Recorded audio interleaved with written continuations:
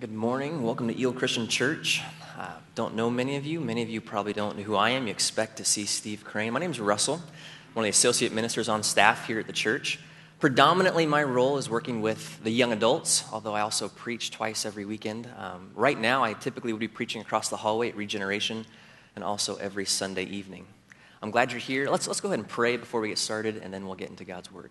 Let's pray. Father, this morning, our heart is here in this place with these people. Together we come and we expect that, God, you will continue to do what you're so faithful at doing, changing us, growing us, shaping us by your word, by your truth, God, by your people. We're grateful for this place and this time, and we give it to you. In your name, amen. Humble transformation. Say that with me.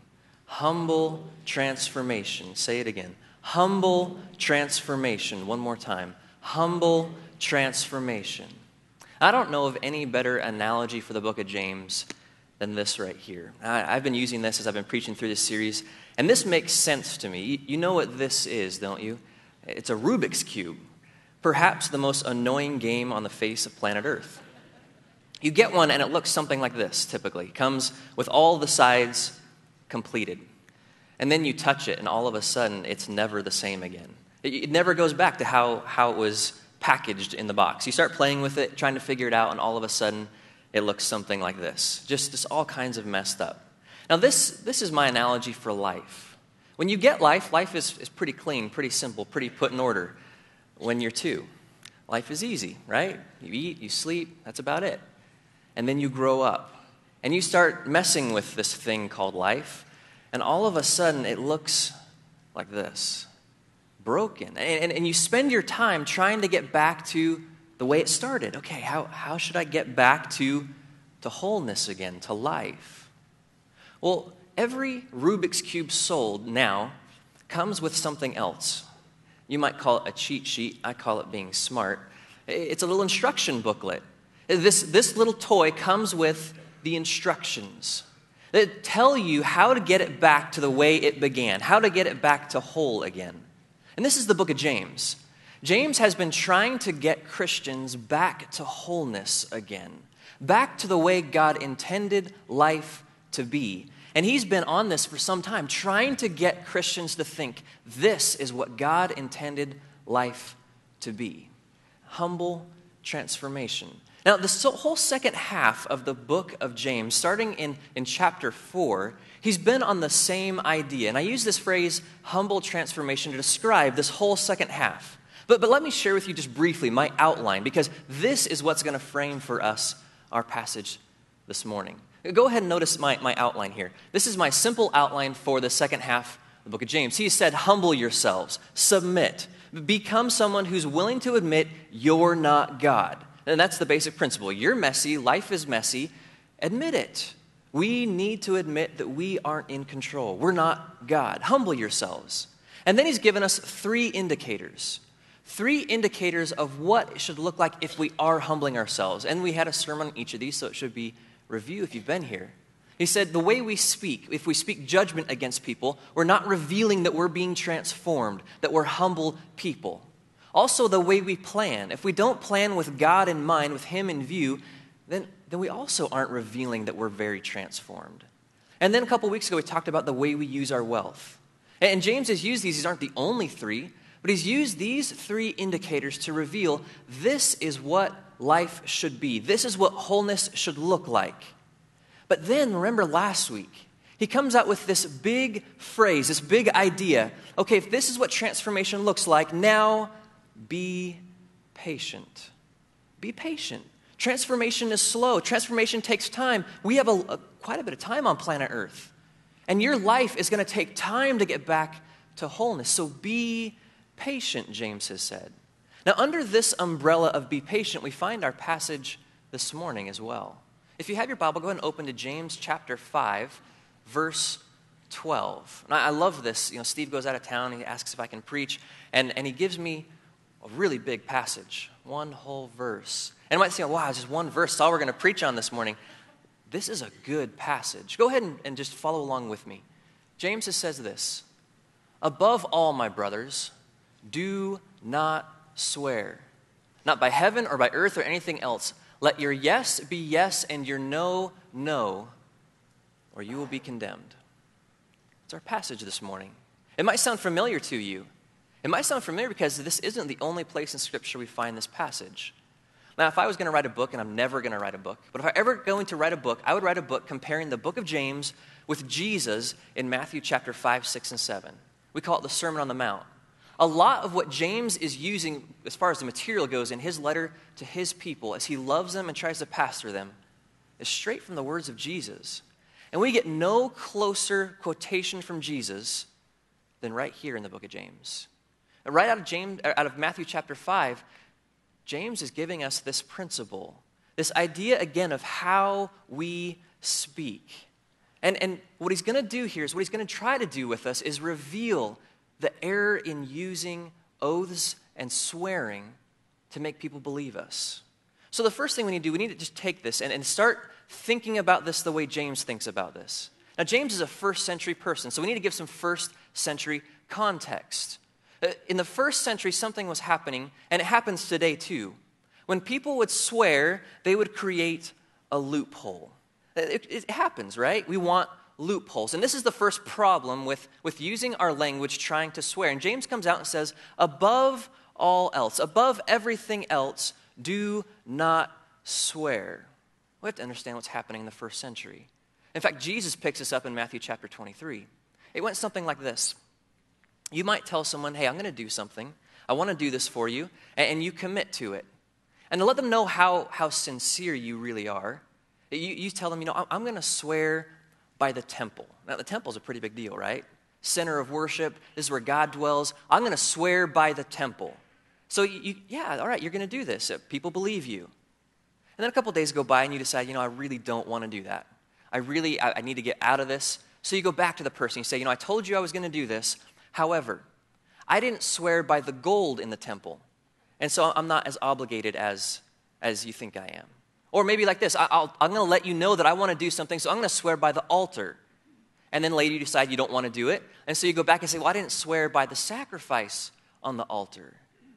And Jesus in Matthew chapter 23, he takes this up, and he lambasts the leaders, the religious leaders in Jerusalem for doing this very thing because they were creating loopholes for themselves. I want to tell you I'm going to do something, but then I really would love to have an escape hatch for this. I'd like to be able to get away from it if I want to. If for whatever reason I decide I don't want to do it, I get lazy, it doesn't fit into my agenda, whatever, I want a way out. And this is what James is warning against. Above all, he says, do not swear. Do not swear because when you do it, you're creating yourself a loophole. You're saying, I want a way to get away from this if I possibly can. Now, I love this about James. James, through the whole letter, and we split it into chapters. He didn't have it in chapters, but in every chapter, James says something about the way we speak. And I love this phrase, above all. I think it's probably best interpreted that he's saying, above everything else I've said about the way you use your mouth, understand that perhaps the most dangerous thing you can do is use your mouth, make a promise, and then jump through the loophole you created for yourself. So James says you can't handle it. You can't handle making promises that you can't keep, so don't do it. Same language Jesus uses. Don't swear. And that's true in the first century, and it's also true today. We like to have ways of escape. We like to get away from our word. We like to get out. I mean, just look at the way marriage works in America. Maybe there is no other ceremony as big as the marriage ceremony. When you covenant with another person, I will love you. And I will love you, in God's name I will love you for the rest of my life. But we have escape clauses. We create pieces of paper that let us out. It's not that hard to walk away from that kind of commitment. And James is saying, this is a problem.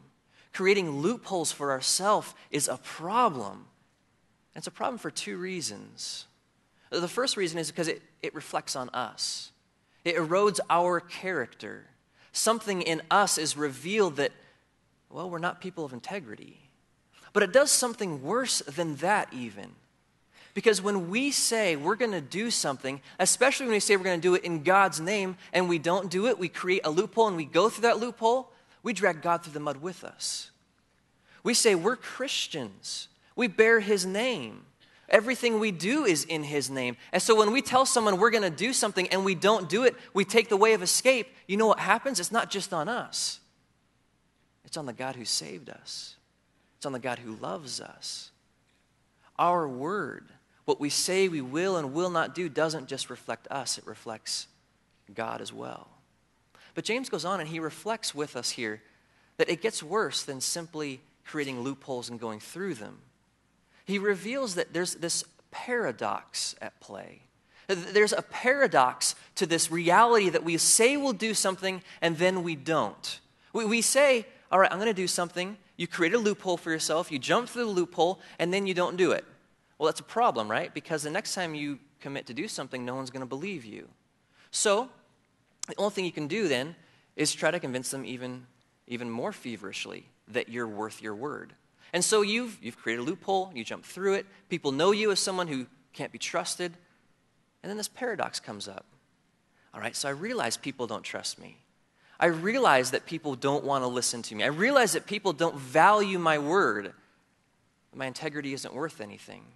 And so we have to work extra hard at convincing people that we're worth something, that our word is worth something.